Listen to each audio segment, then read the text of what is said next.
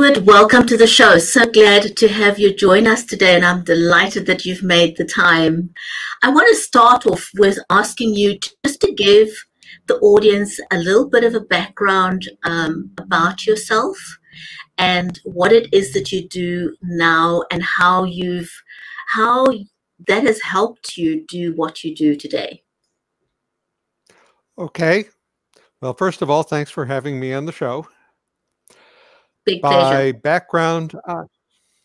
By background, I'm a physicist and computer engineer, and I worked in high tech at every level from individual technical contributor to senior vice president for 30 years. For a big chunk of that time, my hobby was writing science fiction. After I sold my second novel back in '04, which meant the first one wasn't a fluke, I decided it was time for a completely new second career, and I've been writing full-time ever since, mostly science fiction. That is amazing. So would you say that your background has given you a bit of a leg up in terms of writing sci-fi? Does it influence the way that you develop your storylines? Certainly, there's a big influence. There's some science fiction which is just using science and technology as colorful background. There's other science fiction where speculations about where science and technology might go are more central to the story. I write the second kind, and that certainly does tap my background. So, for example, I was a NASA contractor for 7 years. That gave me an awful lot of very useful material to use in my stories. And where did your love for writing first start? You know, I'm always curious to know how authors got started. Who influenced? Did it teach at school? Was it your parents, or did you just naturally love writing? It came to me kind of late. I've always loved reading. Writing's another matter. I got a master's in business administration at night after I was working full time. And for years, I had virtually no time to read. Once I finished the program and started reading again, apparently I was being too critical about what I was reading because my wife said, "So I suppose you could do better." Really, I had no choice then. And it worked out. Oh my goodness. Well, I mean, how did you get to co-author books like someone with Larry Niven? I mean, that must have been quite huge. How did you get to know him, and how did you get to collaborate with him? We were at a World Science Fiction Convention together in 2004 on a panel whose topic was my favorite planet. The idea of the panel was each of us would say something about what world, real or imaginary, we'd most like to visit or know more about. When my turn came, I brought up something called the Fleet of Worlds, which is what it sounds like. It's a bunch of planets flying through space without a star. We get a brief glimpse of the Fleet of Worlds in Larry Niven's most famous book, the novel Ringworld. So I told Larry he needed to write more about the setting because he'd only given us this glimpse.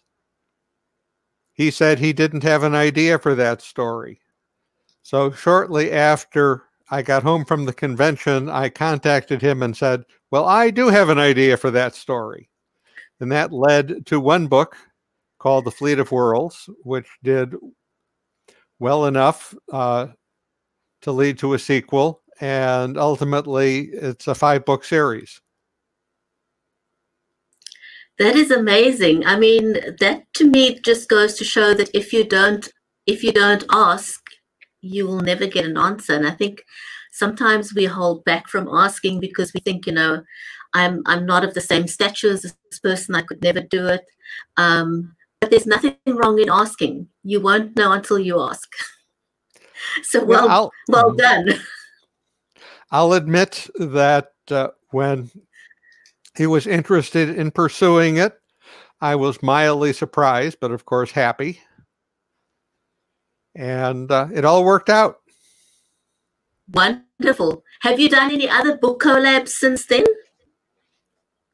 I have not done other collaborations, no. There have been occasional discussions, but for one reason or another, one party or another decided they weren't excited enough to proceed. Quite often when the offer has come in, I've been so deeply immersed in something I was doing solo that I didn't want to set it aside. And I think that's happened in the other direction too. Yeah, no, I'm sure. So your two most recent books were Trope-ing the Light, Fantastic, the Science Behind the Fiction. I'm guessing that in that one you applied a lot of your knowledge. Is that right? Is that fair to say? It's certainly fair. So in literature, a trope is words used other than literally, which could be as simple as a simile, gone like the crease in $10 pants. It could be as complicated as repurposing an entire medieval civilization as the basis of a fantasy novel.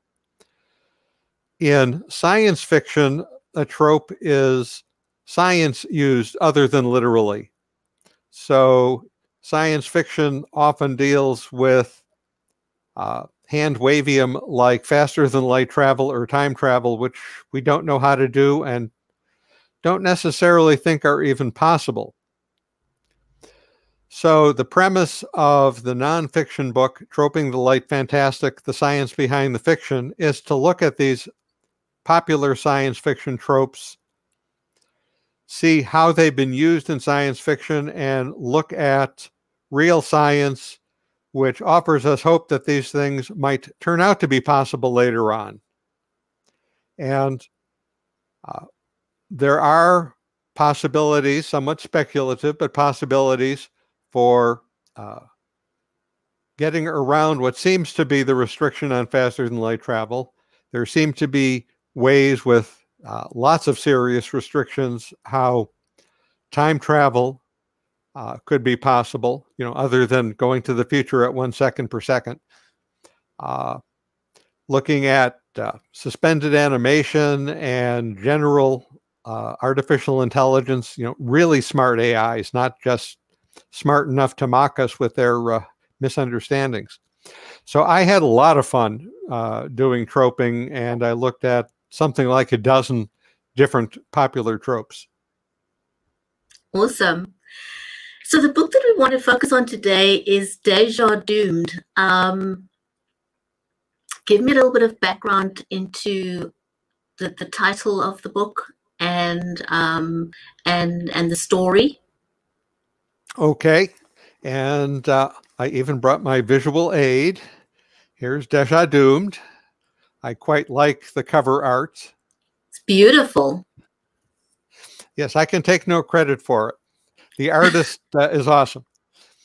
So Déjà Doomed is a near-future adventure set on the moon. In this prospective near future, the United States, China, Russia, and some private companies all have modest but growing presences on the moon. And one of the groups stumbles upon evidence of aliens having visited the moon in the distant past. So naturally, everyone wants to find out what's there and what technology might have been left behind.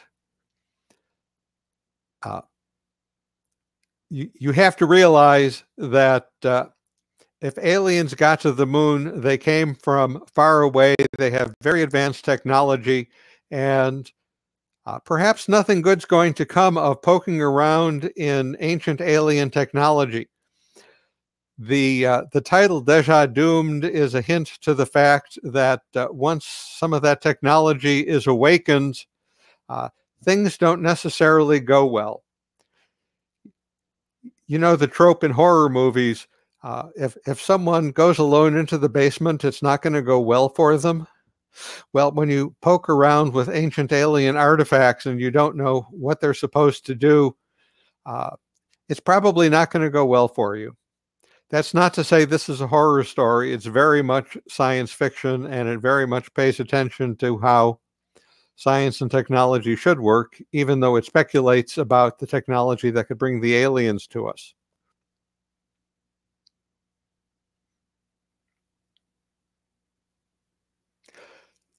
I lost audio. So even though you have that speculative side of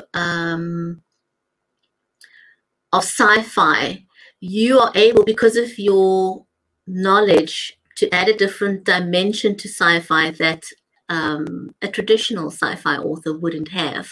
So I think it kind of, do you think you have a bit of an unfair advantage almost?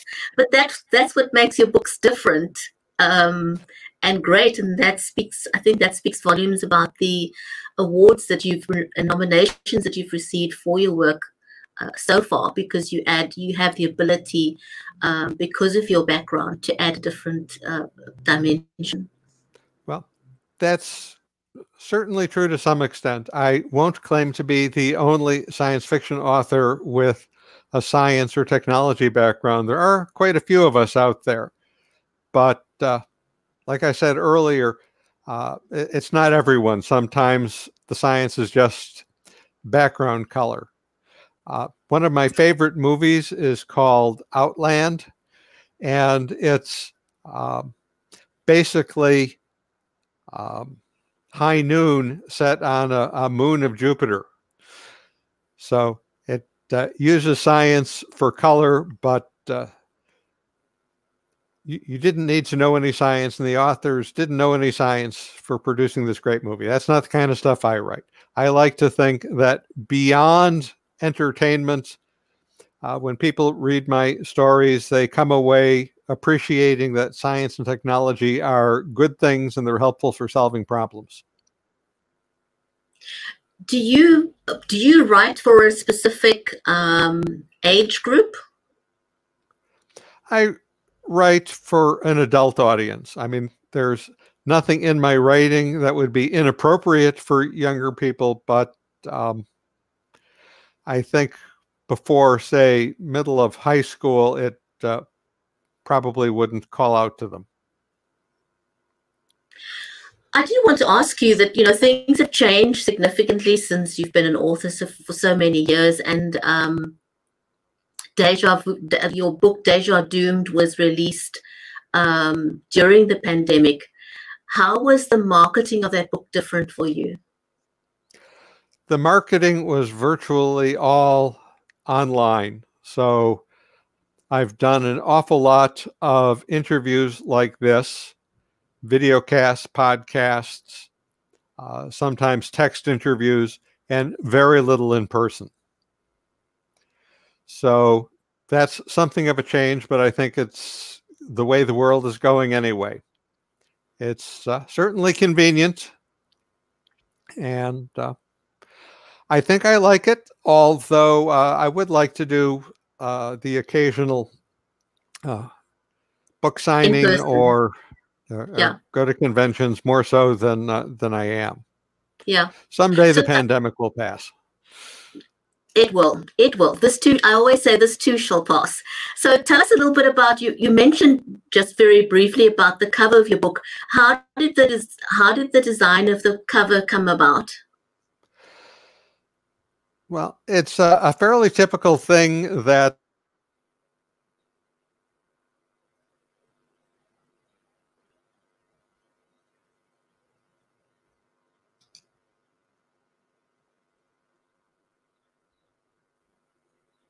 I think we've just briefly lost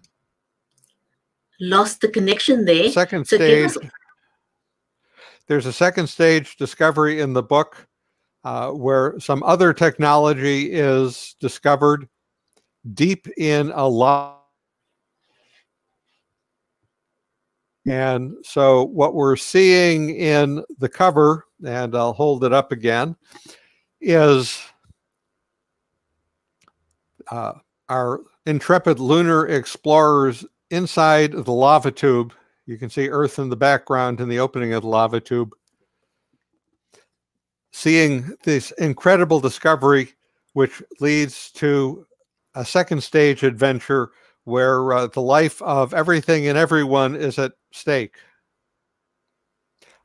So I was very happy that the artist came up with this cover and chose this scene out of the several I suggested. Awesome.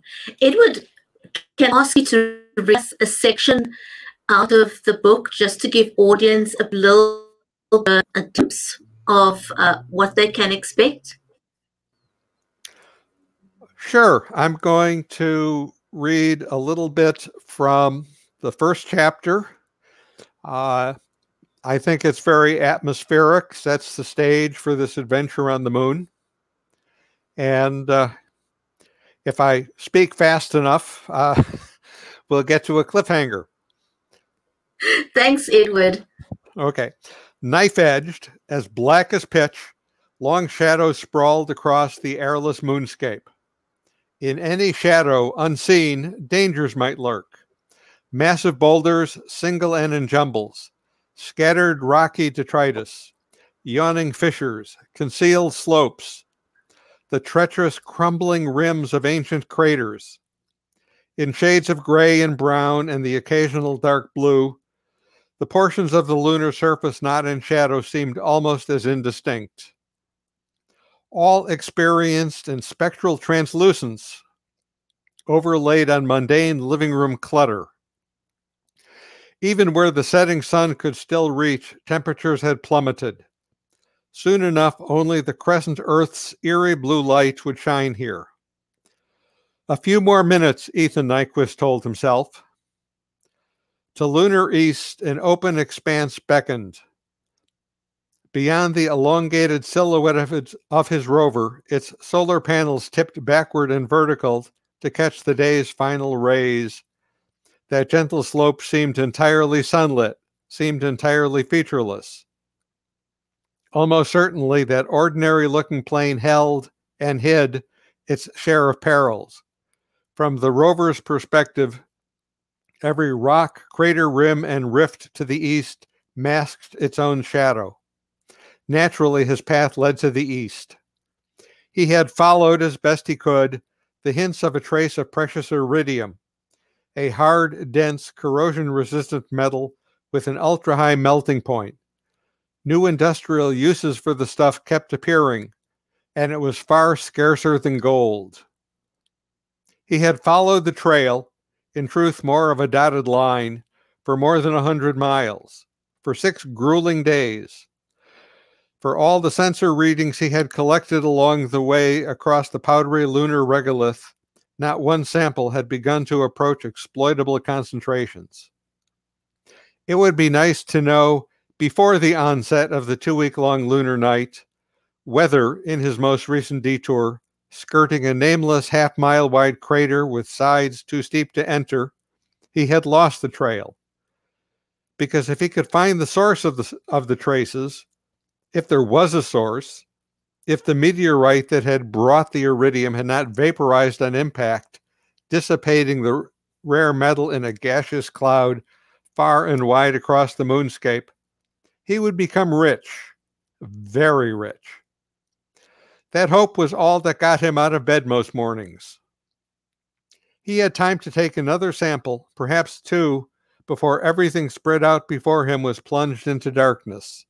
No atmosphere meant no twilight, the scant illumination given off by the crescent Earth being no substitute for the setting sun.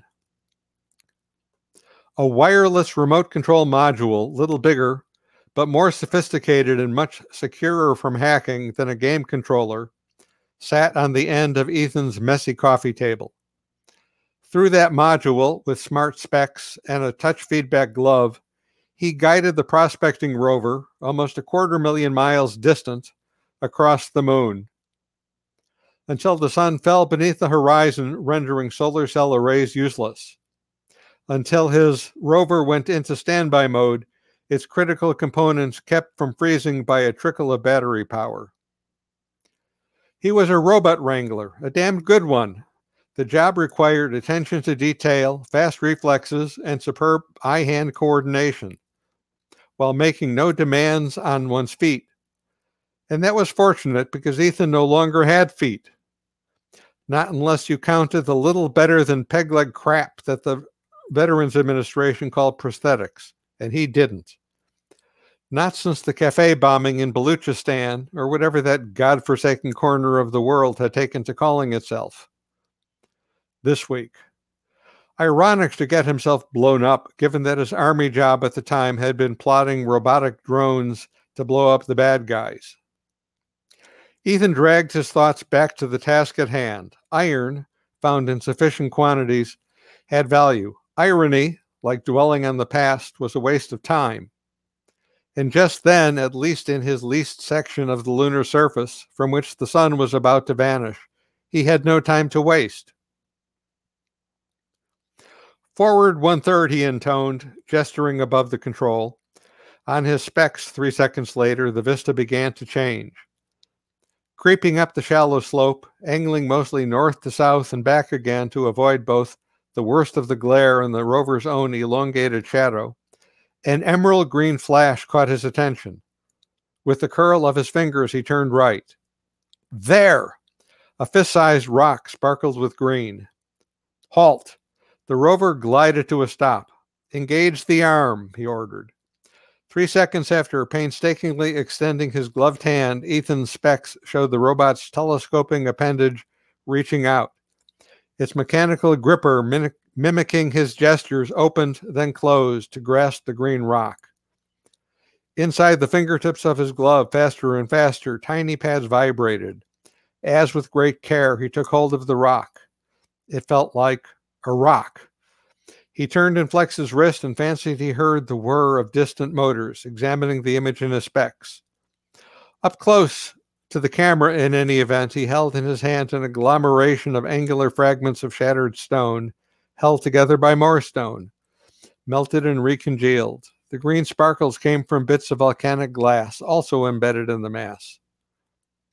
In geologist speak, he held an impact melt breccia. Had it formed under the crash of a meteorite, or from the debris, almost as destructive, splattered by a meteorite? How long ago had the impact happened? And as one meteorite after another had reshaped this barren landscape, how far had this particular rock bounced and rolled?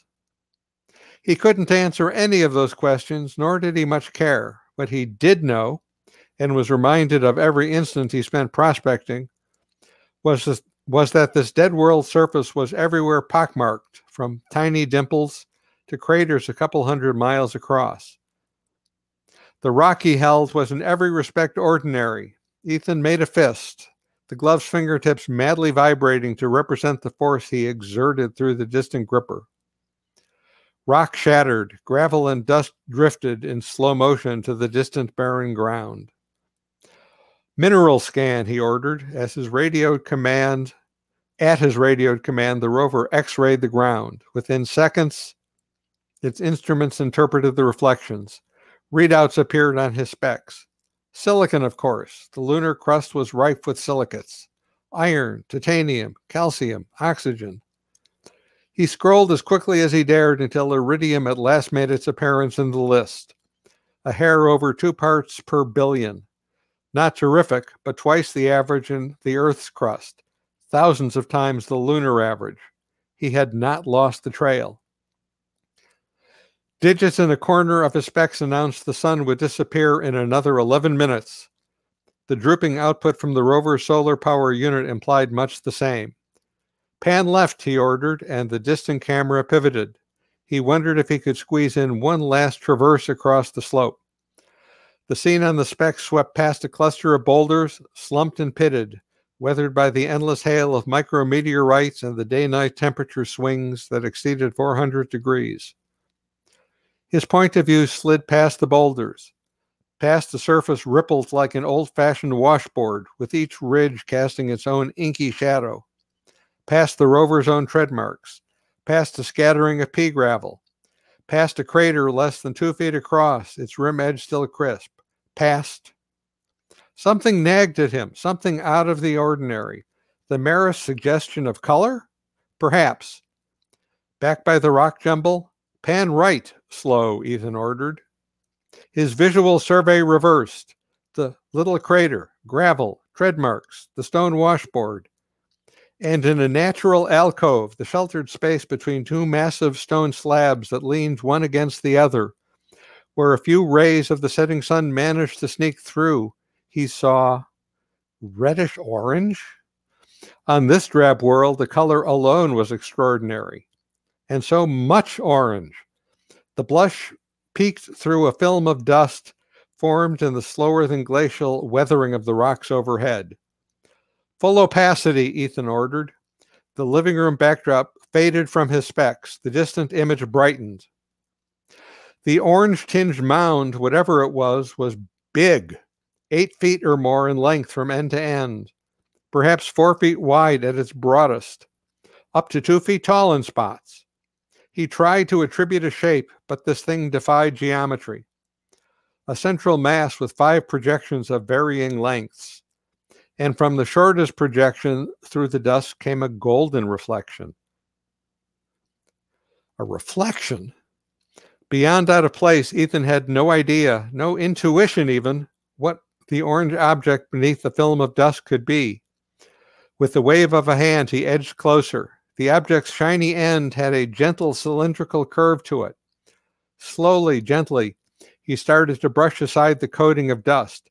Glove pads conveyed to his fingers only the slightest hint of vibration.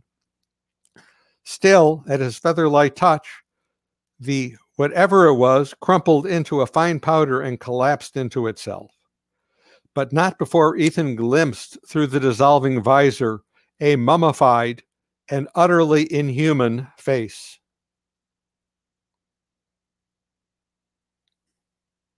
That was awesome. Thank you so much, Edward. And I'm sure that's given listeners a great insight into your book, Déjà Doomed. Edward, thank you so, so much. Just very briefly, we're out of time. What's next for you? Well, my next book up is called On the Shoals of Space-Time. It's about basically an interstellar starship with a bunch of alien tourists whose ship suffers a terrible accident. They're stranded on the edge of the solar system, and their only hope for survival, if they can reach Earth or Earth can reach them, is for us primitive humans to help them. Awesome. Thank you. I want to say thank you so much for making time to spend a few minutes with us, and also a huge big thanks to our audience.